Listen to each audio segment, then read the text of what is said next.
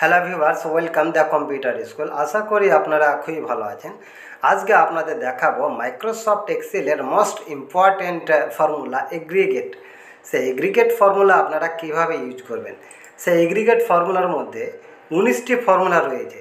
দেখুন দেখাচ্ছে, এখানে ইকুয়াল টু দিলাম এগ্রিগেট, দেওয়ার পর দেখুন এখানে 19টি দেখতে পাচ্ছেন ফর্মুলা। এই 19টি ফর্মুলা আপনারা কিভাবে ইউজ করবেন বা এর প্রয়োজনীয়তা কেন এই ফর্মুলাগুলো আপনি ইউজ করবেন তা আজকে আপনাদের দেখাবো। দেখুন ফার্স্ট এখানে দেখুন দেখতে পাচ্ছেন টোটাল দেওয়া রয়েছে। টোটাল অর্থাৎ যখন আমি যোগ করব তখন আমরা সাধারণত সাম দিয়ে যোগ করে থাকি। দেখুন এখানে সাম, এই কোয়ান্টিটি যোগ করলাম, ইন্টার দিয়ে দিলাম। দেখুন যোগ অলরেডি হয়ে গিয়েছে। তারপরে দেখুন প্রত্যেকটা এইভাবে টেনে নিয়ে চলে এলাম।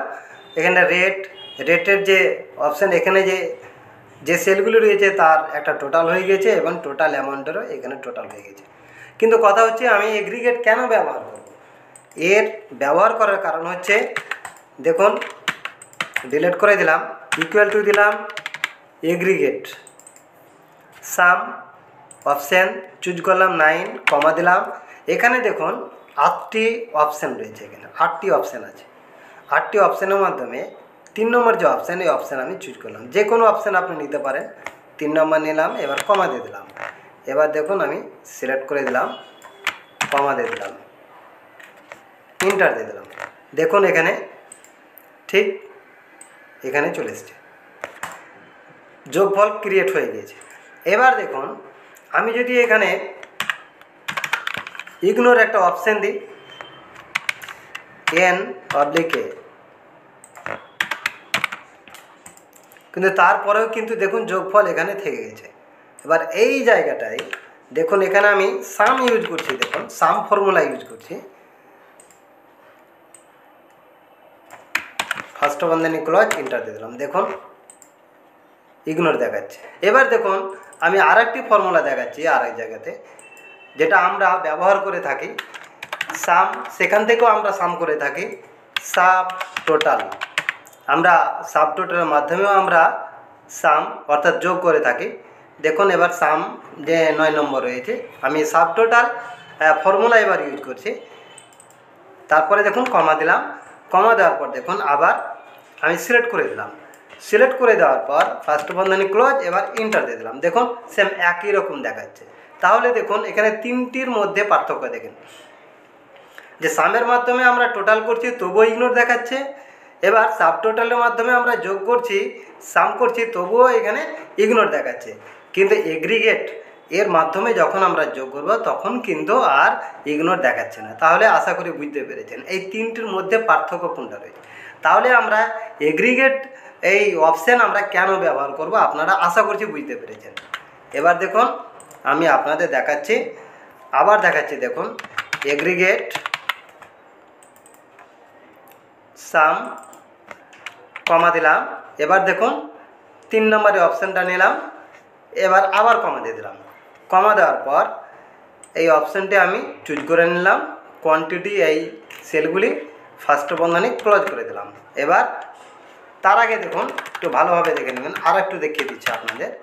এই জায়গাতে দেখুন দেখুন এখানে যে 8টি যে অপশান রয়েছে, এই 8টি অপশান হচ্ছে গুরুত্বপূর্ণ অপশান। কারণ এর মাধ্যমে এই যে 8টি অপশান যে চুজ করবেন, এই 8টি অপশানের জন্য দেখবেন আমরা অনেক সময় যখন আমরা ফর্মুলা ইউজ করি দেখা যায় যে কোনো সময় ইরোর ভ্যালু দেখা যায়, তারপরে ইগনোর দেখা যায়, ইগনোর হিডেন র দেখা যায়, এরকম অনেক অপশান থাকে।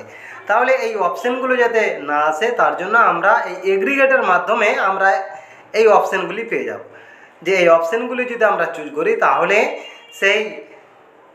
সে কাজ করতে গিয়ে তাহলে ইগনোর বা ইরোর ভ্যালু এই অপশানগুলি আর আসবে না। তাহলে তাই দেখুন আমি এই অপশানটা আমি চুজ করলাম, কমা দিলাম, এবার সিলেক্ট করে দিলাম, ফার্স্ট বন্ধনী ক্লোজ, ইন্টার দিয়ে দিলাম। দেখুন হয়ে গেছে, দেখতে পাচ্ছেন।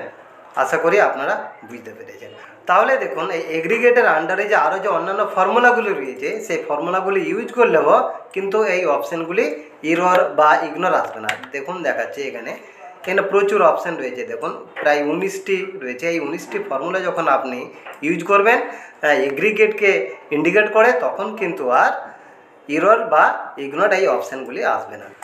তারপরে দেখুন আবার দেখাচ্ছি আমি আপনাদের, এখানে দেখুন এভারেজ, সেম এভারেজও একটা গুরুত্বপূর্ণ। এভারেজ দিলাম, ফার্স্টে যে অপশান রয়েছে চুজ করলাম। এবার দেখুন ইগনোর নাথিং এই অপশান চুজ করলাম, কমা দিলাম। এবার দেখুন এই সেলগুলিকে সিলেক্ট করে দিলাম, ইন্টার দিয়ে দিলাম। দেখুন একটা অ্যাভারেজ চলে এসছে। দেখুন এখানে কোয়ান্টিটি, রেট, টোটাল অ্যামাউন্ট প্রত্যেক সেলের এখানে একটা এভারেজ ক্রিয়েট হয়ে গিয়েছে। ঠিক আছে, তারপরে দেখেন কাউন্টটাও করতে পারেন, কিন্তু কোনো ইগনোর এই ক্ষেত্রে আসবে না। কাউন্ট আছে, কাউন্টটা কমা দিলাম। ইগনোর ইরোর ভ্যালু, অর্থাৎ এই ভ্যালু তো এখানে ইরোর আসবে না, কমা দিলাম।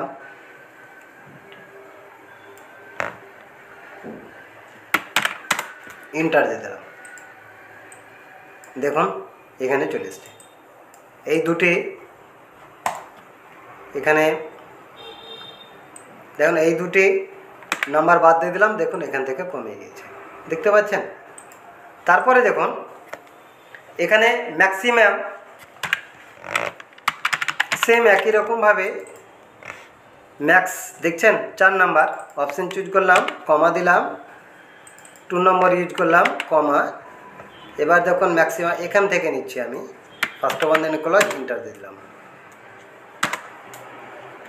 দেখুন অর্থাৎ সর্বোচ্চ সংখ্যা হচ্ছে এটা।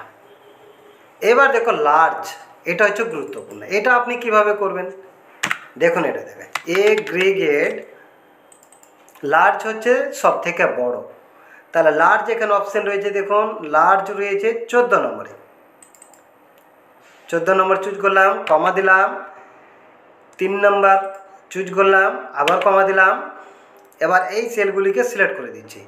সিলেক্ট করে এখানে যেহেতু কম একটা সিট রয়েছে, তার জন্য আমি এইভাবে সিলেক্ট করে দিচ্ছি। যখন একটা লং সিট থাকবে, যখন 100, 200, 300টি সেল থাকবে, তখন আপনারা এইভাবে করবেন। ফার্স্টে যে সেলটি রয়েছে এই সেলটিকে সিলেক্ট করে কন্ট্রোল শিফট এই দুটি কি প্রেস করবেন। তারপরে দেখুন কিবোর্ডের যে অ্যারো, ডাউন অ্যারো কি রয়েছে, এই ডাউন অ্যারো কি প্রেস করে দেবেন। তারপরে দেখুন একদম সমস্ত সেলগুলি সিলেক্ট হয়ে গেছে। তারপরে কন্ট্রোল ব্যাক স্পেস কি প্রেস করবেন, দেখুন একদম পেজ তখন উপরের দিকে চলে যাবে। এবার কমা দিলাম। কমা দেওয়ার পর দেখুন এখানে দেখাচ্ছে কে। এবার হচ্ছে কে এর ব্যবহার। কিভাবে কে এর ব্যবহার করবেন, লার্জ অর্থাৎ সব থেকে 1 নম্বর যে সব থেকে বড়, তাহলে এখানে 1 দিলাম, ফার্স্ট বন্ধনী ক্লোজ, ইন্টার দিয়ে দিলাম। তাহলে এখানে দেখুন সব থেকে বড় হচ্ছে 60। দেখুন একটু শর্ট করে দিই তাহলে বুঝতে পারবেন। কোয়ান্টিটি লার্জেস্ট সব থেকে বড় হচ্ছে 60 চলে এসছে। এবার দেখুন এখানে 1-এর জায়গায় আমি 3 দিয়ে দিলাম, তাহলে দেখুন 3 নম্বর বড় কত হচ্ছে 54। দেখুন আমি এটাকে চেঞ্জ করে দিচ্ছি একটু, 54 এটাকে আমি 45 করে দিলাম।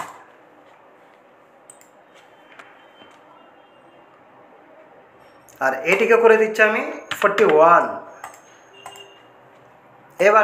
এবারে দেখুন এখানে দেখুন, তাহলে দেখুন লার্জ অর্থাৎ সব থেকে, এবার একটু শর্ট করে নিই তাহলে আর একটু সুবিধা হবে। দেখুন এবার তাহলে এখানে সব থেকে কম হচ্ছে 41, 3 নম্বরের দিক থেকে। ফার্স্ট হচ্ছে 60, তারপর হচ্ছে 45। এবার আমি যদি এখানে 2 দিই তাহলে 45 চলে আসবে, দেখছেন 45 চলে এলো। ঠিক আছে, তাহলে এইভাবে আপনারা